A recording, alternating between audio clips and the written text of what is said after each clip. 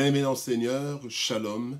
Nous sommes dans la joie de nous retrouver ce vendredi 4 février 2022 pour notre dernière méditation de la semaine. Et nous vous saluons au nom de notre Seigneur et Sauveur Jésus-Christ. Nous allons lire un texte, un verset dans l'évangile de Jean, l'évangile de Jésus-Christ selon Jean, Jean chapitre 9, verset 25. Voici ce que la Bible dit. Il répondit, s'il est un pécheur, je ne sais pas. Je sais une chose, c'est que j'étais aveugle et que maintenant je vois. Il répondit, s'il est un pécheur, je ne sais pas. Je sais une chose, c'est que j'étais aveugle et que maintenant je vois. Preuve indiscutable. Preuve indiscutable, tel est le thème de notre méditation de ce vendredi 4 février 2022. Bien-aimés dans le Seigneur, notre foi est la chose la plus précieuse de notre vie chrétienne. En effet, c'est par elle, par la foi, que nous sommes devenus nouvelles créatures et enfants de Dieu. C'est par la foi que nous vivons. Et c'est encore par la foi que nous entrerons dans la nouvelle Jérusalem et que nous verrons Christ tel qu'il est. La foi est donc la chose la plus importante de notre vie. Cependant, elle est combattue et mise à épreuve régulièrement. Le texte de ce jour nous donne, à travers l'histoire de l'aveugle-né qui a été guéri par Jésus, ce texte nous donne un moyen efficace pour tenir ferme dans notre foi, tel qu'il est écrit dans 1 Corinthiens 16, 13, « Veillez, demeurez fermes dans la foi, soyez des hommes, fortifiez-vous. » Voyons les leçons à tirer de ce verset. La première leçon, c'est que notre foi est mise à épreuve souvent. L'épreuve de notre foi.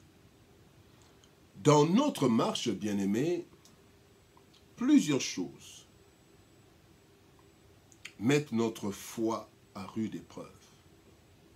Nous avons les difficultés de la vie, de toutes sortes. Nous avons des épreuves que Dieu nous donne. Il y a des souffrances différentes, la maladie, la pauvreté, plusieurs autres choses. Mais il y a aussi des doctrines qui mettent en mal notre foi. Certaines doctrines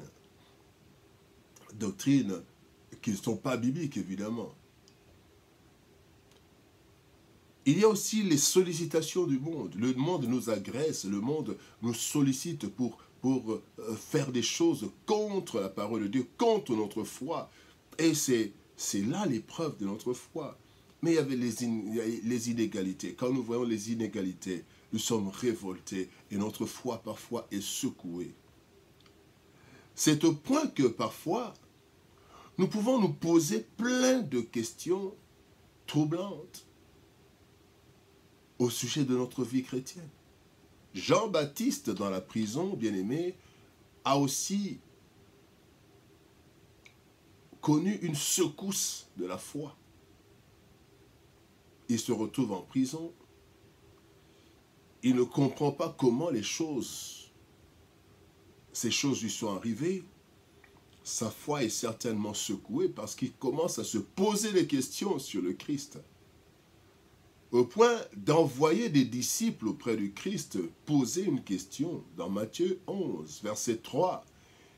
Les disciples disent de la part de Jean-Baptiste, « Es-tu celui qui doit venir ou devons-nous en attendre un autre ?» La foi en Jésus a été secouée. Est-ce que c'est bien lui? Quand on se retrouve dans des difficultés de la vie, on se pose la question, est-ce que c'est vrai? Est-ce que je prie le vrai Dieu? Est-ce que Dieu m'entend? Est-ce que Dieu ne m'a pas rejeté? Et notre foi est mise à l'épreuve. Lorsque les épreuves secouent notre foi,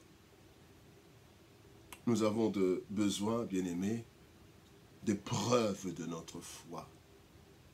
C'est la deuxième leçon. L'épreuve de notre foi.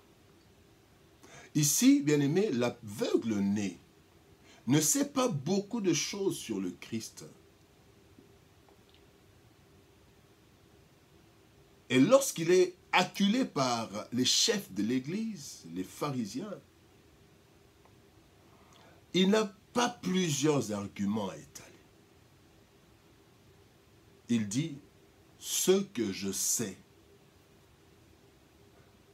C'est le texte du jour. Je ne sais pas. S'il est pécheur, je ne sais pas. Mais ce que je sais une seule chose. J'étais aveugle et maintenant je vois. On pouvait tout lui dire, mais il avait une preuve indiscutable. J'étais aveugle, maintenant je vois. Dites-moi tout ce que vous voulez sur Jésus, mais moi je sais qu'il m'a guéri. Et il continue pour dire, un pécheur ne peut pas faire de grandes choses de ces choses. Donc, il était sûr.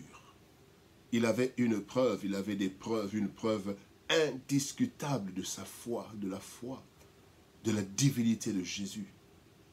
Nous avons, nous aussi, besoin de preuves personnelles qui soutiennent notre foi. Moïse, après une longue marche avec Israël, demande une chose à Dieu. Il demande des preuves aussi de sa foi.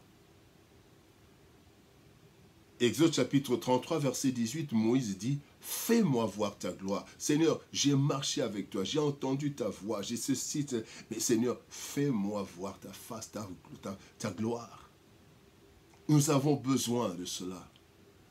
Attachons-nous à des choses claires que Dieu a faites dans nos vies, ou alors demandons-lui de nous faire voir sa gloire afin que nous tenions cela comme des preuves irrébutables de la présence et de l'action de Dieu dans nos vies.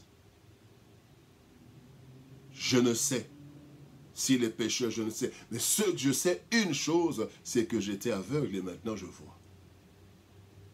Troisième leçon, c'est que il faut tenir ferme contre tout. Le jeune homme a été acculé sérieusement par les pharisiens. Quand vous lisez le verset 13 jusqu'au verset 34, il a développé une défense sérieuse dont le centre était ce que Jésus a fait concrètement pour lui. Cela l'a aidé à tenir ferme contre tous les arguments des autres. Devant les vents et les tempêtes de la vie, bien-aimés, nous devons tenir ferme. La Bible dit dans 2 Timothée chapitre 4, verset 7, c'est Paul qui parle, « J'ai combattu le bon combat, j'ai achevé la course, j'ai gardé la foi. » Paul aussi avait des preuves irréfutables, des preuves de sa foi, des preuves indiscutables. Voilà pourquoi il s'est accroché malgré tout ce qu'il... Mais il a vu Jésus, il a vu la gloire du Seigneur. Il dit, j'ai gardé la foi. Si nous perdons la foi, bien-aimés, nous perdons tout. Car il est impossible de plaire à Dieu sans la foi. Et notre foi tient bon à partir des preuves irréfutables que nous avons de la grandeur de Dieu. Cherchons-les, demandons-les. Preuve indiscutable. Les difficultés de la vie, les mœurs, les coutumes, les différentes doctrines, les diverses moqueries viennent agresser souvent notre foi. Il est vrai que nous rétorquons souvent par la parole, mais nous avons besoin de nous accrocher à des preuves indiscutables, produits de notre vie chrétienne. Accrochons-nous à ce que personne ne peut refuter en nous, ce que Dieu a fait en nous et qui constitue en fait des ancres solides de notre foi, des preuves indiscutables. Que Dieu nous bénisse, shalom, au revoir, bon week-end et à lundi.